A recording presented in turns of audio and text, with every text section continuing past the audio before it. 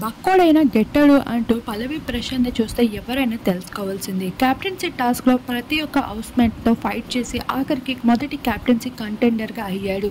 అయితే తను అందరిపైన జాలి చూపిస్తూ ఆఖరికి వాళ్ళందరి వైపు మద్దతు పలికినప్పటికీ చివరికి మాత్రం పల్లవి ప్రశాంత్ క్యాప్టెన్సీ బాలేదు అని బిగ్ బాస్ ముందే చెప్పడంతో బిగ్ బాస్ అయితే తన క్యాప్టెన్సీ బ్యాండ్ని అయితే రివర్స్ తీసేసుకున్నారు.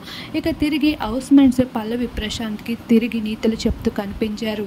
అటువంటి పల్లవి ప్రశాంత్ అయితే తను అనుకున్నది సాధించడానికి శివాజీ తన కోసం చేసిన త్యాగాన్ని గుర్తు చేసుకుంటూ బోలా ముందు ఎంతగానో కన్నీళ్లు పెట్టుకున్నాడు. కెప్టెన్సీ ట్యాగ్ పల్లవి ప్రశాంత్ దగ్గర తీసుకున్నందుకు తను ఎంతలా కుమిలిపోయాడో ఇప్పుడు బిగ్ బాస్ అంతే సర్ప్రైజింగ్ గా అయితే ఆ కెప్టెన్సీని మరొకసారి పల్లవి ప్రశాంత్కి ఇచ్చారు.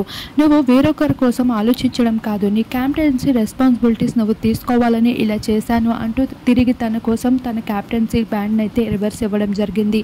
అప్పుడు పల్లవి ప్రశాంత్ చాలా సంతోషపడ్డాడు. అలానే శివాజీ సైతం మద్దతు పలుకుతూ కనిపించారు హౌస్మేట్స్తో పాటు.